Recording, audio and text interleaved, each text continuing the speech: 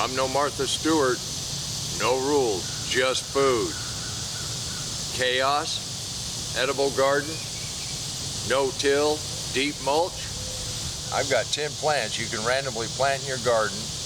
They companion very well together, they succession very well, and you can eat more than just the fruit.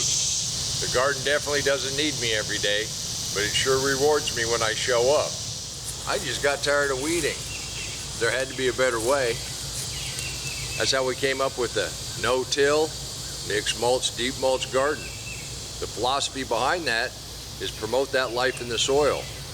Part of that promotion is roots. The more roots, the better the habitat. Thus, the Chaos Garden was born. Let's take a look at a few of our plants, no particular order, and then at the end, I've got a nutrition guide. I'll show you our best superfoods. I think we're going to start off here with sweet potatoes. Well, there is a rule with sweet potatoes. If you want to get sweet potatoes, you cannot plant the potato. You have to plant the slips, which you get off of the tuber. Sweet taters have no rules. They come right out the fence. They go right up the fence. They go wherever they want to go. They run everywhere. But the thing is, they root wherever they run, and wherever they root, you've got an opportunity to get more potatoes. That first year when we planted sweet potatoes, they took over half of the bed. When we started digging, then we realized we had potatoes under almost all of it. That was a pretty good harvest. But that's not all that you can eat off the sweet potatoes. Now, we really like the ends, nice and tender. You can eat them raw. You can use them just like any other greens in a salad, or you can cook with them. But while we're here talking about our sweet potatoes in amongst this chaos, we've got pumpkins, and they're the same thing. You can eat those leaves. I never really knew that. They're a delicacy in a lot of parts of the world. Actually, almost all of your squashes, your summer or your winter squashes, you can eat the leaves, you can eat the flowers, and then of course you also have the fruit.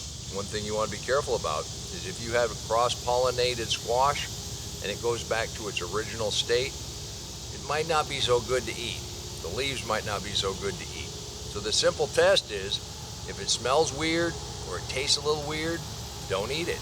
All of your traditional winter squashes you can eat, your acorn squash, the trombone squash, your pumpkins, your summer squash, your yellow squash, your yellow crookneck squash, your zucchinis of all different kinds.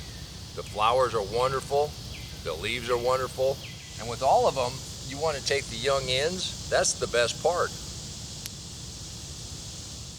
So your squash and your pumpkins have no rules when it comes to running either. Some of them trellis really nice, some of them don't necessarily like to trellis. But I always like to take the nice young ends.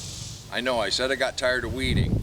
So why do I have all of this pigweed that is 6, 7, 8, 9 feet tall in my garden? Well, it's amaranth, and it feeds a good majority of the population around the world. This is actually a superfood. These flowers make seeds that are wonderful grain. The leaves are edible. Cool thing is, it reseeds itself, and you get amaranth all over the place. It's just free food. Did you know that sweet corn silks make wonderful tea? When we were kids and helped with the harvest, we had to get every little silk off of those ears. For some reason, I thought you couldn't eat them. Turns out, when we pull the ears off the corn, we're losing 90% of that corn. Did you know, I'm gonna sacrifice this. These young corn plants, you can chew on this just like sugar cane.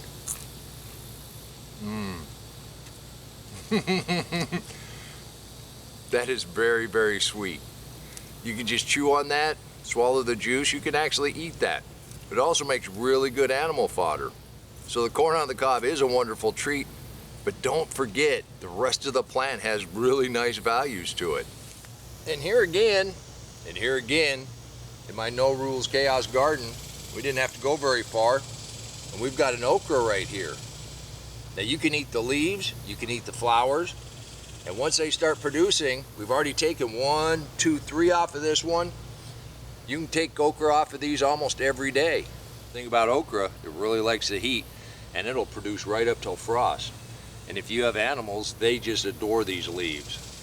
And just like all the rest, I like to pinch out the young leaves on these.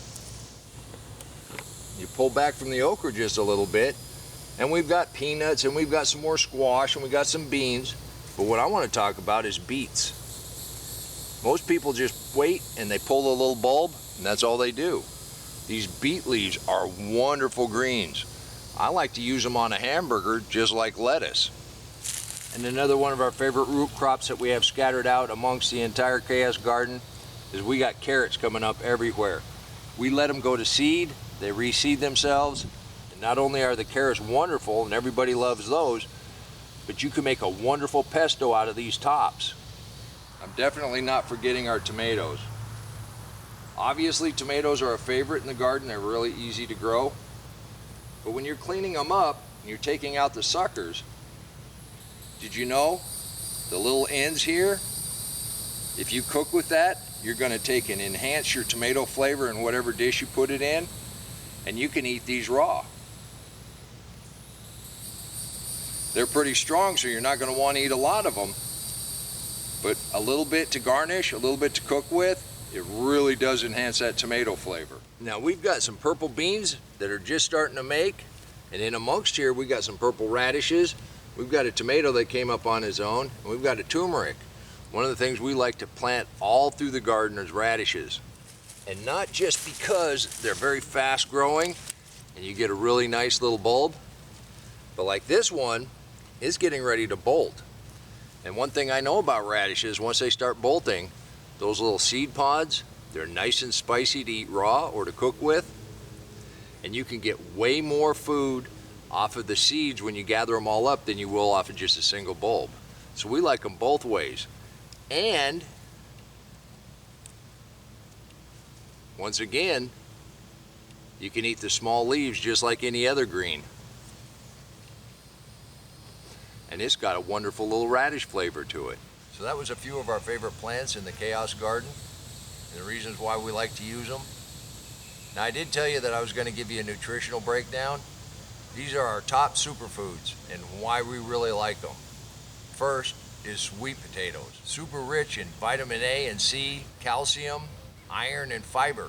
And we already talked about they're really good for human consumption and animal consumption. Not only can you eat the tubers, you can eat the leaves. Then right up there with sweet potatoes would have to be amaranth. And it really is a superfood, and it does feed a lot of people around the world. And it's high in antioxidants, loaded with calcium, iron, and magnesium. And you can use the entire plant for people and for animals. So in my book, it's a close second to sweet potatoes. Beet greens contains A, C, and K, iron, and calcium. And it just makes a beet a well-rounded superfood. And did you know that the okra leaves actually has 3.2 grams of protein per 100 grams of leaves? And it's packed with vitamin A and C. So those are the 4 top quality foods. That's why we have so many of them growing all over the place in here. What do you have growing in your Chaos Garden? Leave a comment below. Love to hear it. You can do this too, and until next time, remember, take care of yourself, take care of your family, and God bless you.